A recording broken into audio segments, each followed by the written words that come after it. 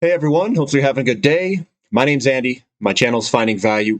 Today we're going to go through some information on Twitter, share what's going on around the world. I know I do a lot of technical analysis. That's to see where the money's flowing, how it's flowing, herd mentality, that type of stuff. We do lots of ratios. I post a lot of ratio charts on the website. We go over it a lot. Again, if you want to become a member, platinum member on the finding-value.com.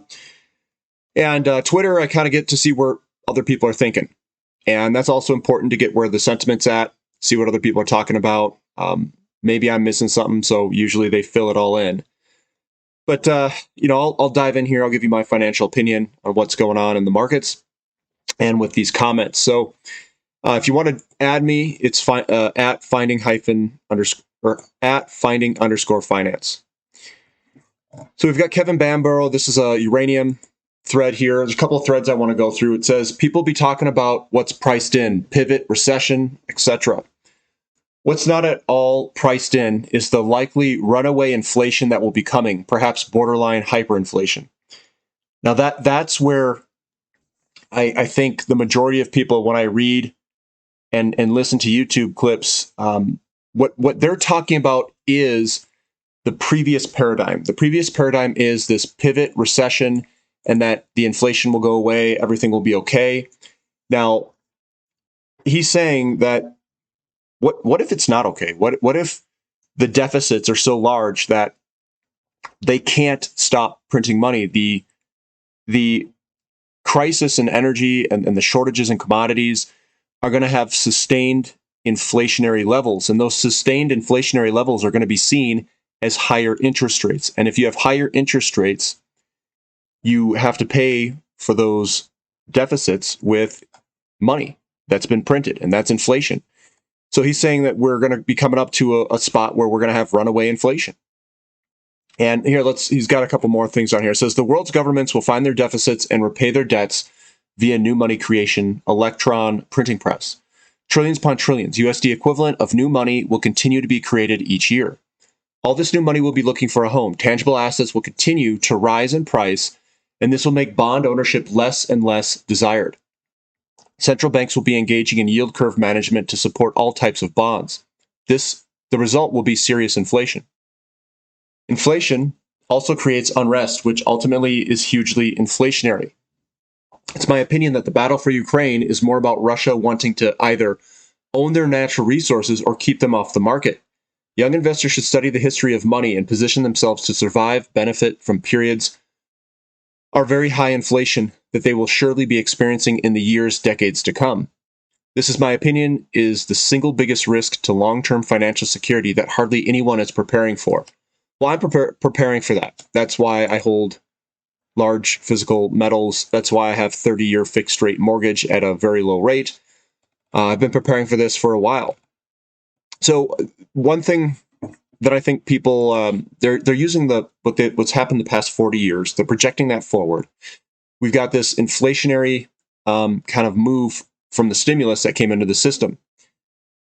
Now I think people are like, well, it's going to come back. All those pressures will go away, and there is a timing involved to this because that could go away for a little bit, and then these other inflationary pressures come after the Strategic Petroleum Reserve releases, when things get more interconnected with the terminals, LNG terminals that are coming online over the years, and with the debt situation that countries are in.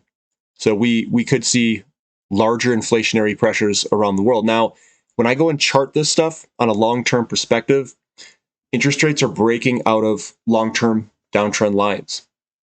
So to me, I think this opinion holds more validity than the others, where if you said that in 2008, or 07, 06, we never broke out from that downtrend. Now we did. That downtrend is broken and the trend is changing. This here is a trend that's changing, and if people are in there thinking that the old trend is still intact, I think that's wrong, perhaps. So coming on down here, Paulo's, I got one too. It says, I can't help if the Fed does something as dumb as discuss the glide path and soften their approach.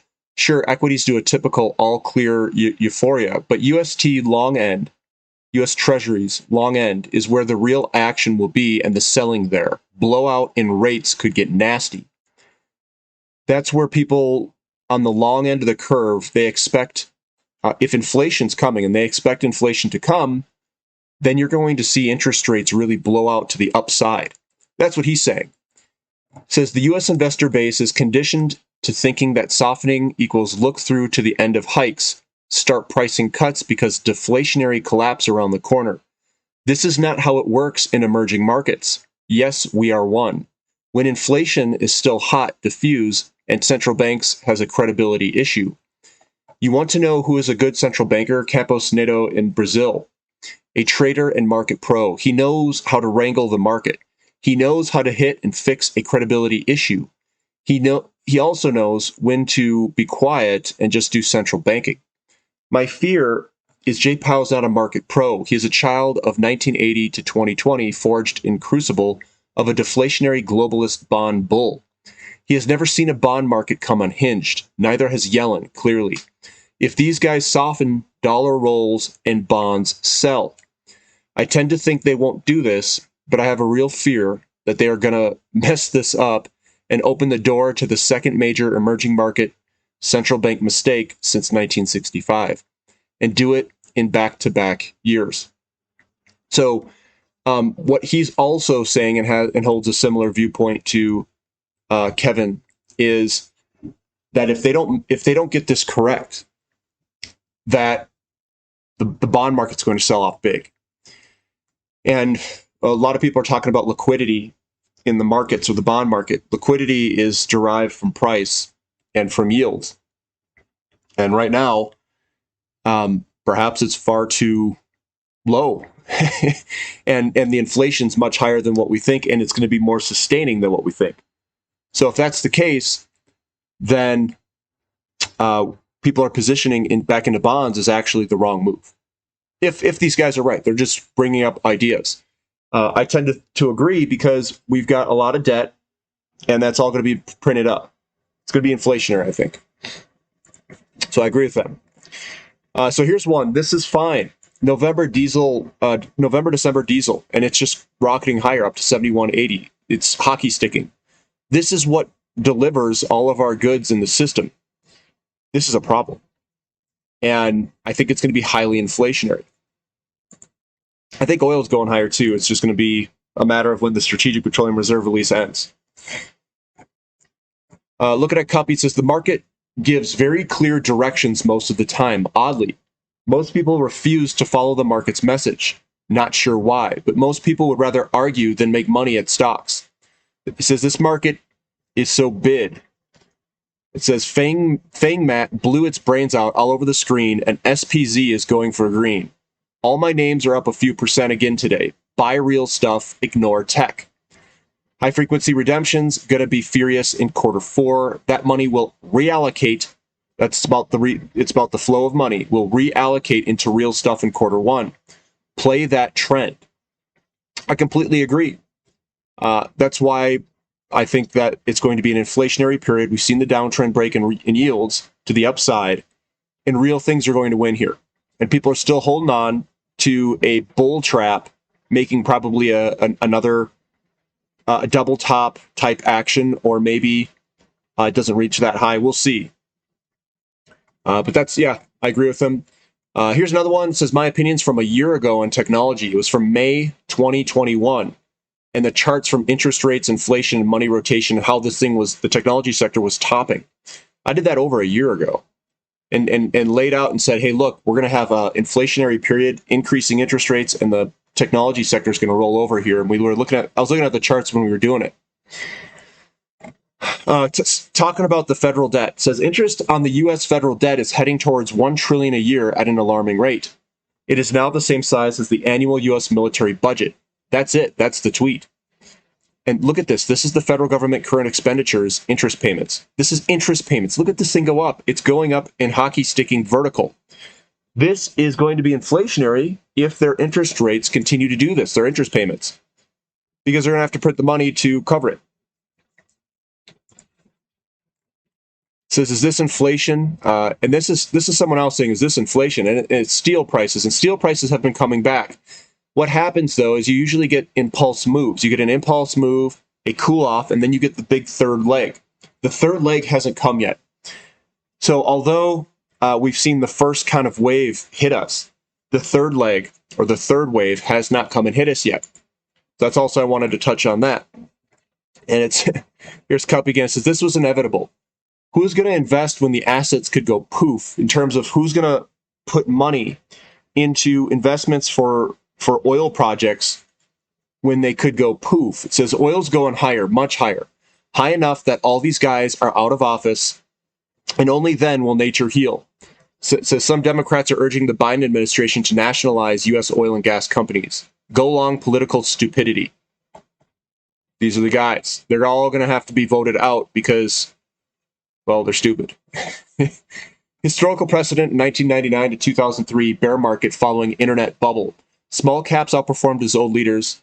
So this is the 99 to 2003 small caps relative performance. I think we're in that era, the same type of time frame. Think of the overall markets kind of rolling over.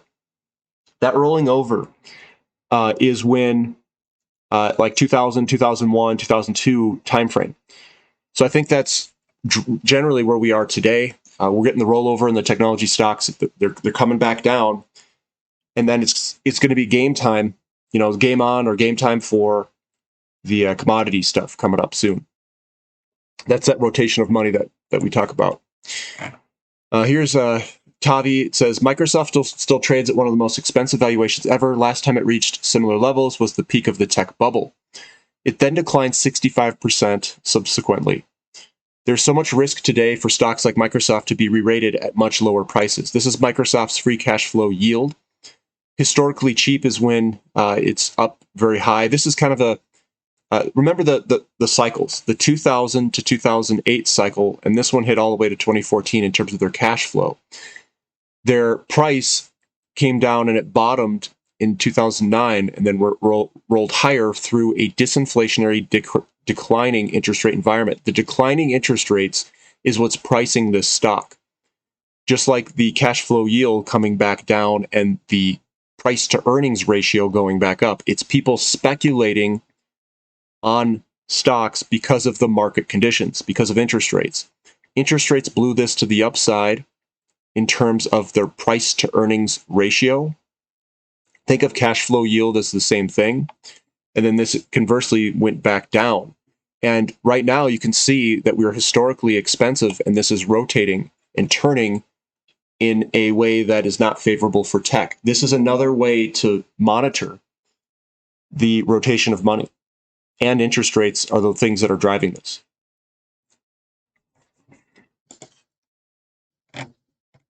It says Lynn Alden, over the long-term time frame, this has to be part of any investor's model. Also, this assumes no recession going forward, even though the yield curves are suggesting recession in our future. So this is the U.S. government surplus or deficit. So you saw with the interest payments, that chart that was going vertical, it was a exponential function.